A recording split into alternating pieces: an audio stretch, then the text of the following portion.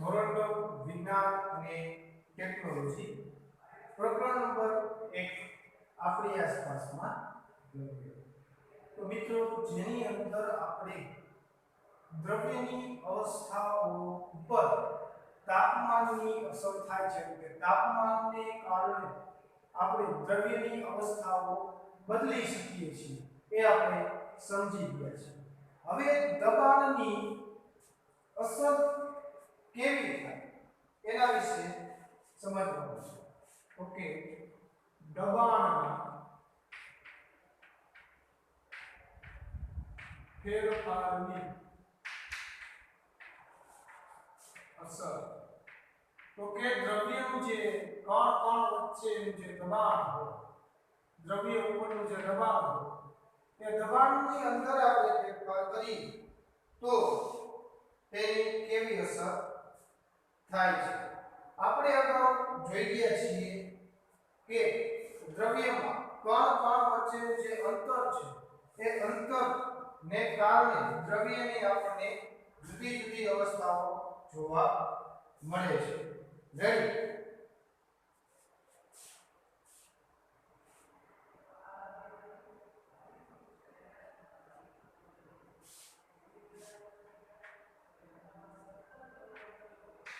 Okay, પદાર્થમાં કણ વચ્ચેના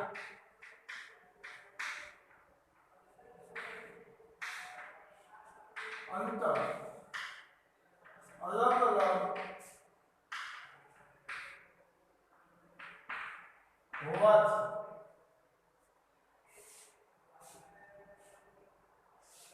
હોવાથી દ્રવ્યની જુદી જુદી અવસ્થા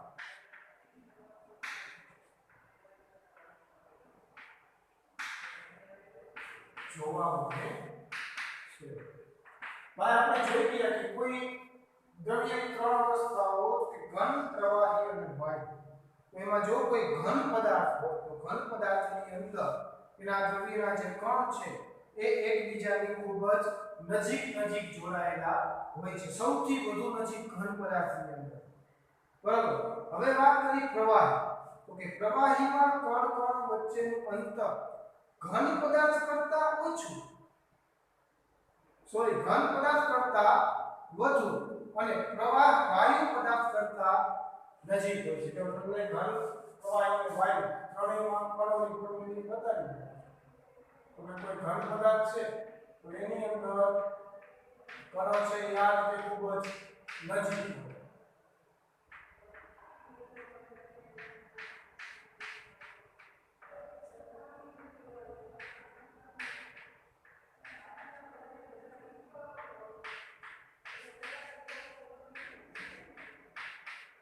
ત્યાર પછી પ્રવાહી હોય તો ઘન પદાર્થ કરતા કણો વચ્ચેનું અંતર કેવું હોય છે? થોડું વધારે હશે. થોડા કણો છે એ છૂટા હોય. હવે જ્યારે વાયુ પદાર્થ હોય તો એની અંદર જે કણ છે એ સાવ છૂટા છવાયેલા હોય છે. તો આપણે જોઈએ તો કે ઘન, પ્રવાહી અને વાયુ ત્રણેય પદાર્થોની અંદર એના કણ વચ્ચેની જે જગ્યાઓ છે એટલે કે કણ વચ્ચેના જે અંતર છે એ જુદા હોય છે. તો આ પદાર્થના કણ વચ્ચે રહેલા અંતરને કારણે દ્રવ્યની ત્રણ અવસ્થાઓ આપણને જોવા મળે છે. તો મિત્રો, શું આપણે આ જે કણો વચ્ચેનું અંતર છે એને આપણે વધઘટ કરી શકીએ? તો કે હા.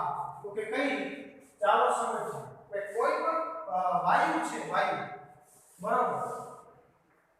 તો વાયુ અવસ્થા એવી છે કે જેના ઉપર આપણે દબાણ લગાવીએ, વાયુ અવસ્થા ઉપર આપણે બળ લગાવીએ તો આપણે ખબર છે વાયુ અવસ્થાની અંદર કોણ છે અલગ વચ્ચેનું અંતર વધારે.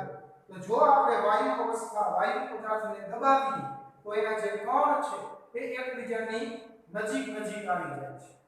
રેડી? તો એક પ્રવૃત્તિ આપણે જોઈએ. ઓકે ભાઈ, આપણે દબાણ લગાવવાનું છે તો એક સિલિન્ડર લઈશું આપણે.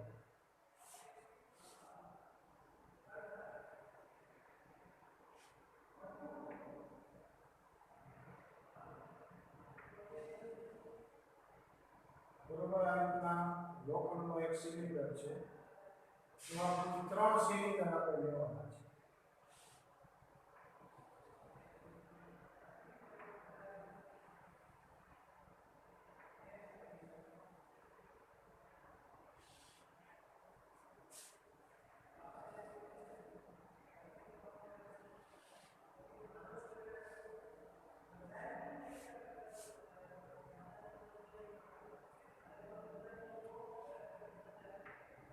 તો 3 એક સરખા સિલિન્ડર આપણે લેવાના છે. હવે એની અંદર હવા છે, બરોબર. આ માનો કે હવાના કણ છે, અને અહીં આપણે લેવાનું છે એક પિસ્ટન.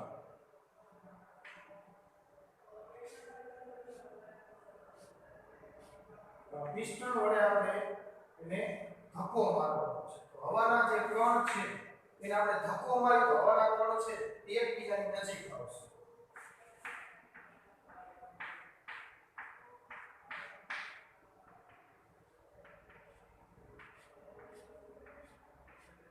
પિસ્ટન વડે આપણે આ પિસ્ટન છે વચ્ચે જે છે આખો ભાગ અહીંથી આખો ભાગ પિસ્ટન છે, આ સિલિન્ડર છે. હવે એને આપણે દબાણ આપીએ એટલે જો અહીંયા જે હવાના જે કણો છે, દ્રવ્યના જે કણો છે એકબીજાને થોડા નજીક આવ્યા. હવે એને આપણે હજુ થોડુંક વધારે દબાણ આપીએ તો દ્રવ્યના કણ હજુ થોડા એકબીજાની નજીક છે આવી જશે.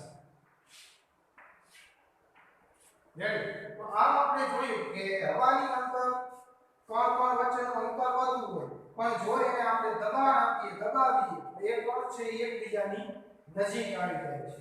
તો ખૂબ જ વધારે દબાણ આપવામાં આવે, દબાણને વધારવામાં આવે અને તાપમાનને ઘટાડવામાં આવે.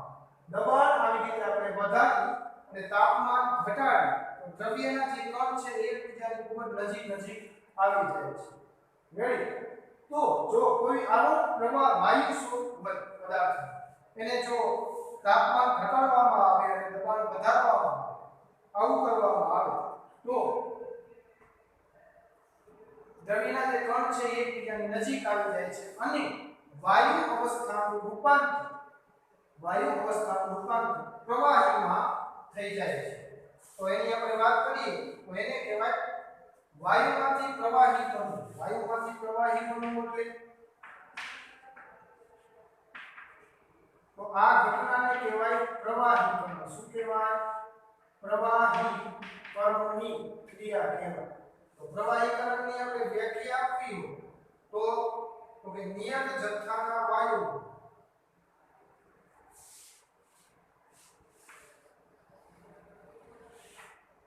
પ્રવાહીકરણ. વાયુનું પ્રવાહીકરણ એટલે કે વાયુનું પ્રવાહીમાં રૂપાંતર થવું. વાયુનું પ્રવાહીકરણ. તો આની વ્યાખ્યા આપણે આપવી હોય તો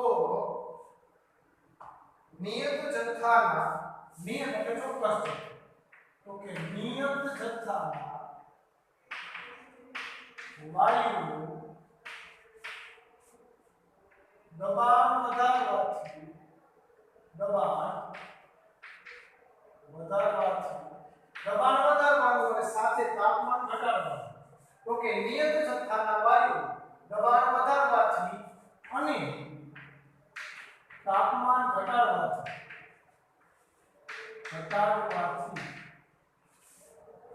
વાયુનું રૂપાંતર પ્રવાહીમાં થાય છે.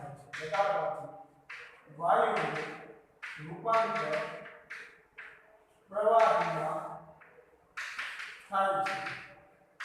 તો આ વાયુનું પ્રવાહીમાં રૂપાંતર થવાની ક્રિયાને શું કહેવાય? વાયુનું પ્રવાહીકરણ કહે છે. આ વાયુનું પ્રવાહીમાં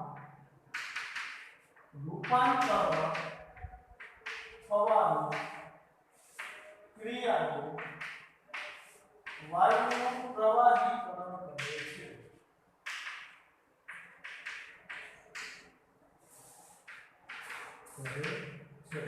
હાલો, પ્રવાહીકરણ સમજાઈ ગયું. તો વાત કરી તો દબાણ કોને કહેવાય તો કે એકમ ક્ષેત્રફળ પર લાગતું જે આમ કોઈ પદાર્થ પર બળ લગાવ્યું છે માનો કે હાથ વડે આ બોર્ડ પર બળ લગાવ્યું છે તો મારા હાથ વડે કેટલું ક્ષેત્રફળ રોકાવું તો એટલું એકમ ક્ષેત્રફળ તો કે એકમ ક્ષેત્રફળ એટલે આટલા જો આવી રીતે તો આટલા જથ્થામાં જે મારું બળ લાગે છે એ બળને કહેવાય દબાણ તો દબાણની મારી વ્યાખ્યા આપવી હોય તો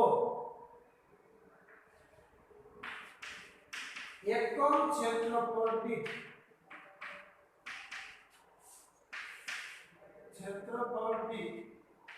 લાગતા બળને દબાણ કહે છે આ દબાણની વ્યાખ્યા આવે તો કે એકમ ક્ષેત્રફળ ઉપર જેટલું બળ લાગતું તેને દબાણ કહેવાય તો એની વ્યાખ્યા થશે એકમ ક્ષેત્રફળ દીઠ લાગતા બળને દબાણ કહે છે તો દબાણનું સૂત્ર શું થાય તો કે દબાણ બરાબર બળના છેદમાં એકમ ક્ષેત્રફળ તો આમ બળનું સૂત્ર થાય દબાણ બરાબર દબાણનું સૂત્ર બળના છેદમાં ક્ષેત્રફળ હવે આપણે હવા દબાણ જે છે એ દબાણના એકમ જોઈએ તો કે વાયુનું દબાણ માપવા માટે નો એકમ વાતાવરણ છે વાયુનું દબાણ માપવા માટે એકમ વાતાવરણ છે આ એકમ કયો હવાનું દબાણ માપવા માટેનો વાતાવરણ બરાબર દબાણનો SI એકમ કયો છે તો કે દબાણનો SI એકમ પાસ્કલ છે શું છે પાસ્કલ રેડી આપણે યાદ રાખવાનું છે વાયુનું દબાણ માપવા માટેનો એકમ વાતાવરણ છે વાયુનું જે દબાણ માપવું તો વાયુનું દબાણ માપવા માટેનો એકમ વાતાવરણ અને દબાણનો SI એકમ પાસ્કલ છે બરાબર વાતાવરણને એક વાતાવરણ છે તેને આપણે શોર્ટમાં ATM પણ લખવામાં આવે છે એટમોસ્ફિયર ઉપરથી ATM લખવામાં આવે છે રેડી દબાણનો SI એકમ પાસ્કલ છે પાસ્કલની સંજ્ઞા થશે PA રેડી તો મિત્રો એક વાતાવરણ બરાબર કેટલા પાસ્કલ તો કે એક વાતાવરણ બરાબર 1.01 એક વાતાવરણ એટલે ATM તો કે એક વાતાવરણ બરાબર કેટલા પાસ્કલ થાય 1.01 ગુણ્યા 10 ની 5 ઘાત પાસ્કલ થાય રેડી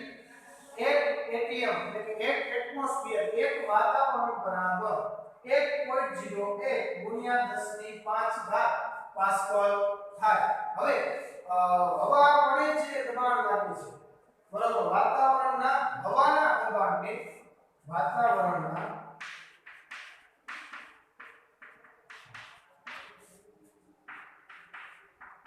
હવાના દબાણને વાતાવરણીય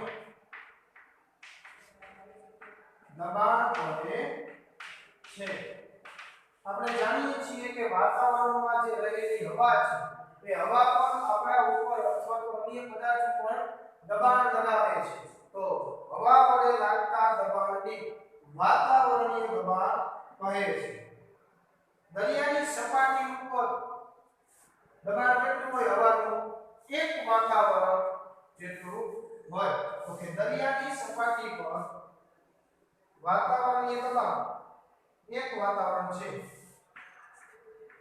દરિયાની સપાટી પર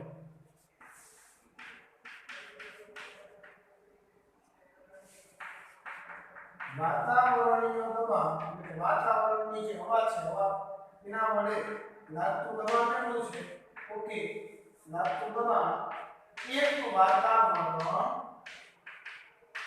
છે રેડી મિત્રો જો હવે ફરીથી આપણે સમજીએ કે પદાર્થ છે દ્રવ્યની આપણને કુલ 3 અવસ્થાઓ જોવા મળે છે ઘન પ્રવાહી અને વાયુ ત્રણે ત્રણ અવસ્થામાં પદાર્થના દ્રવ્યના જે કણ હોય એ દરેક અવસ્થામાં કણ વચ્ચેનું અંતર અલગ અલગ હોય છે બરાબર તો ઘન પદાર્થની અંદર દ્રવ્યના જે કણ છે એ ખૂબ જ નજીક આવેલા હોય છે પ્રવાહીની અંદર ઘન પદાર્થ કરતા દૂર હોય અને વાયુ પદાર્થ કરતા નજીક હોય જ્યારે વાયુ પદાર્થની અંદર કણ વચ્ચેનું અંતર છે સૌથી વધારે હોય છે હવે મિત્રો આપણે વાત કરીએ ઘરે જે ગેસના બાટલાઓ આવે છે એનું કદ તો નાનું હોય છે પણ એની અંદર ઘણો બધો વાયુ ભરેલો હોય છે તો એ વાયુને એની અંદર ભરતા કઈ રીતે હોય તો કે એ નાના બાટલાની અંદર આ વાયુને ખૂબ જ દબાણથી ભરવામાં આવે છે દબાણથી ભરવામાં આવે એટલે કે વાયુ પર દબાણ લગાવવામાં આવે તો શું થાય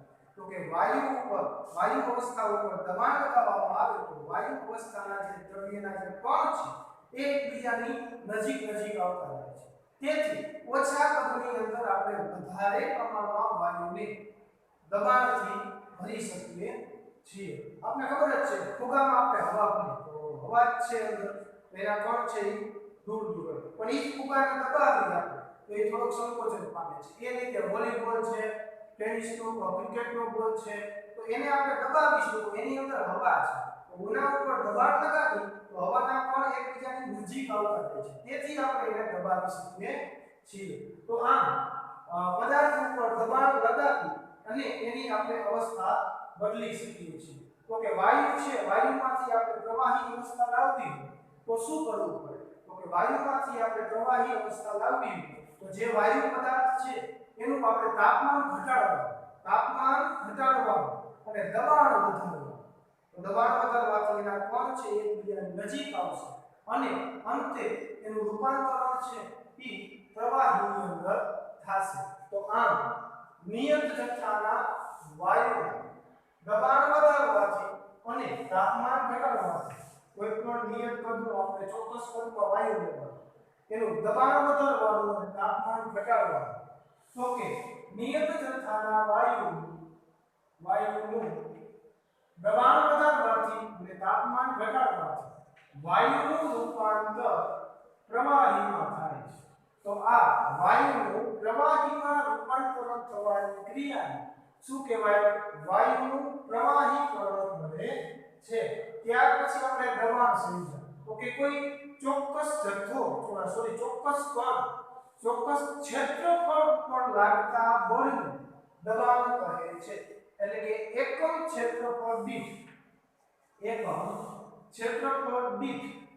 લાગતા બળને શું કહેવાય દબાણ કહે છે એકમ ક્ષેત્રફળ દીઠ લાગતા બળને દબાણ કહે છે આથી દબાણનું સૂત્ર તો કે દબાણ બરાબર બળના છેદમાં ક્ષેત્રફળ ઓકે પછી એનો આપણે એકમ જોઈએ કે દબાણ માપવા માટેનો એકમ વાતાવરણ છે વાયુનું દબાણ આપણે માપવાનું છે તો કે વાયુનું દબાણ માપવા માટેનો એકમ કયો છે વાતાવરણ માટે આપણે સંજ્ઞા ATM લખશું એટલે કે એટમોસ્ફિયર ઇંગ્લિશમાં એટમોસ્ફિયર એના ઉપરથી ATM ત્યાર પછી દબાણનો SI એકમ શું છે તો કે પાસ્કલ તો પાસ્કલ એનો SI એકમ અને એ સિવાયનો એકમ કયો દબાણનો તો વાતાવરણ અને પાસ્કલ એ બંને વચ્ચે શું સંબંધ છે તો કે એક વાતાવરણ બરાબર એટલે કે એક ATM બરાબર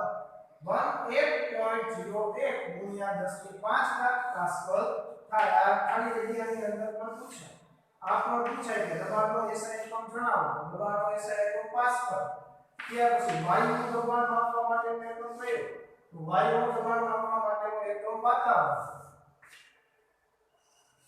અને આ વાતાવરણમાં રહેલી હવાના કારણે જે દબાણ લાગે છે તો વાતાવરણની હવાને કારણે લાગતા દબાણને વાતાવરણીય દબાણ કહેવાય છે અને દરિયાની સપાટી ઉપર વાતાવરણીય દબાણ કેટલું છે એક વાતાવરણ છે તો કે એક વાતાવરણ એટલે 1.01 ગુણ્યા 10 ની 5 પાસ્કલ છે ઓકે મિત્રો શું તમે ઘન કાર્બન ડાયોક્સાઇડ એવું ક્યારેય સાંભળ્યું છે એટલે કે ઘન સ્વરૂપનો કાર્બન ડાયોક્સાઇડ. તો કે કાર્બન ડાયોક્સાઇડ વાયુ સ્વરૂપે તો હોય કે હા, અને ઘન સ્વરૂપે પણ ફેરવવામાં આવે છે. તો આ ઘન કાર્બન ડાયોક્સાઇડ, તો કે ભાઈ ઘન કાર્બન ડાયોક્સાઇડને સૂકો બરફ પણ કહેવામાં આવે છે. ઘન કાર્બન ડાયોક્સાઇડને કાર્બન ડાયોક્સાઇડ એટલે CO2. તો કે ઘન કાર્બન ડાયોક્સાઇડને સૂકો બરફ કહેવામાં આવે છે. તો ઘન કાર્બન ડાયોક્સાઇડ સૂકો બરફ કેમ કહેવાય? તો એની તમે વાત કરો ભાઈ, કાર્બન ડાયોક્સાઇડ ઘન સ્વરૂપે જ્યારે હોય એટલે એક વાતાવરણ જેટલું દબાણ હોય અને તમે એને વાતાવરણની અંદર ખુલ્લો મેળવો તો એ ઘન સ્વરૂપનો કાર્બન ડાયોક્સાઇડ પ્રવાહી સ્વરૂપમાં આવ્યા વિના, ઘનનું પ્રવાહી નહીં હોય, પ્રવાહી સ્વરૂપમાં આવ્યા વિના તે સીધો વાયુ અવસ્થામાં ફેરવાય છે. આથી ઘન કાર્બન ડાયોક્સાઇડને સૂકો બરફ કહેવામાં આવે છે. ચાલો સમજીએ ઘન કાર્બન ડાયોક્સાઇડને સૂકો બરફ શા માટે કહેવામાં આવે છે? તો કે જો વાતાવરણીય દબાણ એક વાતાવરણ હોય, જો વાતાવરણીય દબાણ એક વાતાવરણ હોય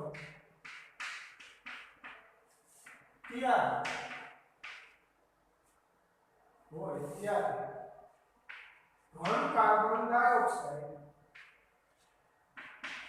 પ્રવાહી સ્વરૂપમાં આવ્યા વિના, એટલે કે ઘન કાર્બન ડાયોક્સાઇડ એ પ્રવાહી સ્વરૂપમાં રૂપાંતર નહીં થાય, બરોબર? તો કે પ્રવાહીમાં રૂપાંતર સ્વરૂપમાં આવ્યા વિના જ તે વાયુ અવસ્થામાં ફેરવાય છે. વાયુ અવસ્થામાં ફેરવાય છે અથવા તો રૂપાંતરિત થાય છે. આ કારણથી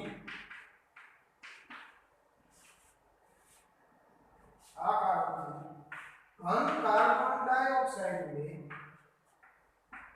સૂકો બરફ કહે છે. હવે ભાઈ ઘન કાર્બન ડાયોક્સાઇડને સૂકો બરફ કહેવામાં આવે છે. ઘન કાર્બન ડાયોક્સાઇડ એટલે કાર્બન ડાયોક્સાઇડ તો હોય વાયુ સ્વરૂપે, એને ઘનમાં ફેરવી નાખે એટલા માટે એને ઘન સ્વરૂપનો એટલે કે ઘન કાર્બન ડાયોક્સાઇડ કહેવાય. તો આ ઘન કાર્બન ડાયોક્સાઇડ છે, જો વાતાવરણીય પરિસ્થિતિ એક વાતાવરણ જેટલું દબાણ હોય એટલે આપણે કહી શકીએ કે જો વાતાવરણીય દબાણ એક વાતાવરણ હોય ત્યારે ઘન કાર્બન ડાયોક્સાઇડ પ્રવાહી અવસ્થામાં આવ્યા વિના જ સીધો જ વાયુ અવસ્થામાં ફેરવાય છે. ઘન કાર્બન ડાયોક્સાઇડ હોય એ પ્રવાહી અવસ્થામાં રૂપાંતર નહીં થાય, સીધું જ શેમાં થશે? ઘનમાંથી વાયુ અવસ્થામાં ફેરવાઈ જશે. રેડી? આથી ઘનમાંથી સીધો જ વાયુ અવસ્થામાં ફેરવાતો હોવાથી ઘન કાર્બન ડાયોક્સાઇડને સૂકો બરફ કહેવામાં આવે છે. રેડી? તો હવે આપણે કહી શકીએ કે દ્રવ્યની અવસ્થાઓ છે કે કોના ઉપર આધાર રાખે? તો કે દ્રવ્યની અવસ્થાઓ તાપમાન અને દબાણ દ્વારા બદલાય છે. રેડી? આ વસ્તુ સમજી શકો ને? દ્રવ્યની અવસ્થાઓ તાપમાન અને દબાણ એ બંને ઉપર આધાર રાખે છે. એટલે કઈ અવસ્થા હશે તો એ કોના ઉપર આધાર રાખે છે? તાપમાન અને દબાણ. હવે આપણે દ્રવ્યની અવસ્થાઓનું રૂપાંતરણ સમજીએ. ઓકે? તો કે ઘન, પ્રવાહી અને વાયુ. ઘન, ઓકે, પ્રવાહી અને વાયુ. કુલ આવી ત્રણ અવસ્થાઓ દ્રવ્યને છે: ઘન, પ્રવાહી અને વાયુ.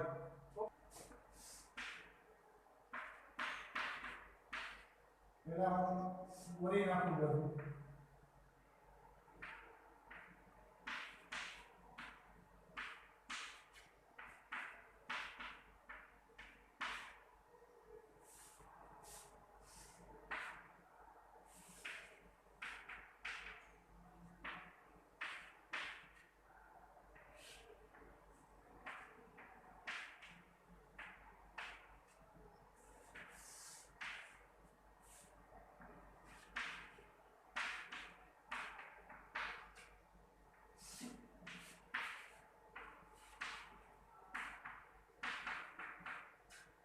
આ છે દ્રવ્યની અવસ્થાનું રૂપાંતર દ્રવ્યની અવસ્થાઓ કઈ રીતે રૂપાંતર પામે છે ઓકે ચાલો સમજીએ સર્વપ્રથમ કોઈ ઘન પદાર્થ છે ઘન પદાર્થનું પ્રવાહીમાં રૂપાંતર થાય ઘન પદાર્થનું પ્રવાહીમાં રૂપાંતર બરફ છે એને ગરમ કરતા પ્રવાહી બનતું વિજ્ઞાન શું કહેતા ગલન તો અહીં ઘન પદાર્થનું પ્રવાહીમાં રૂપાંતર થાય તો આ ઘન પદાર્થથી એવો આપણે ક્યાં દર્શાવ્યો છે પ્રવાહ તો ઘનમાંથી પ્રવાહીમાં રૂપાંતર થાય ઈ ક્રિયાને ગલન કહેવાય શું કહેવાય ગલન રેડી સમજાઈ ગયું હવે કોઈ પણ પ્રવાહી છે પ્રવાહીને તમે ઠંડો પાડો તો પ્રવાહીને ઠંડો પાડતા તેનું રૂપાંતર બાજુ શેમાં થશે ઘનમાં થશે તો પ્રવાહીને ઠંડો પાડતા તે ઘન સ્વરૂપમાં ફેરવાય છે એ ક્રિયાને ઘનીભવન કહે છે પ્રવાહીનું ઘનમાં રૂપાંતર થવાની ક્રિયાને ઘનીભવન કહેવાય ઘનીભવનને બીજું નામ ઠારણ પણ કહે છે રેડી કે વસ્તુ ખબર પડી તો કે ઘન પદાર્થને ગરમ કરતા તે પ્રવાહીમાં રૂપાંતર પામે છે આ ક્રિયાને ગલન કહેવાય રેડી અને પ્રવાહીને ઠંડો પાડતા તેનું રૂપાંતર ઘનમાં થાય છે આ ક્રિયાને ઘનીભવન અથવા તો ઠારણ કહે છે ત્યાર પછી કોઈ પણ પ્રવાહી હોય અને પ્રવાહીને આપણે ગરમ કરીએ તો પ્રવાહીનું રૂપાંતર વરાળમાં થાય છે એટલે કે વાયુમાં થાય છે તો પ્રવાહીની વાયુમાં રૂપાંતર થવાની ક્રિયાને શું કહેવાય બાષ્પીભવન કહે છે પ્રવાહીનું વાયુમાં રૂપાંતર થવાની ક્રિયાને બાષ્પીભવન કહે છે હવે વાયુનું પ્રવાહીમાં રૂપાંતર થવાની ક્રિયાને શું કહેવાય તો કે સંઘનન ઓકે વાયુના કણ જ્યારે એકબીજાની નજીક આવશે ત્યારે તેનું રૂપાંતર છે એ પ્રવાહીની અંદર થશે તો આમ વાયુનું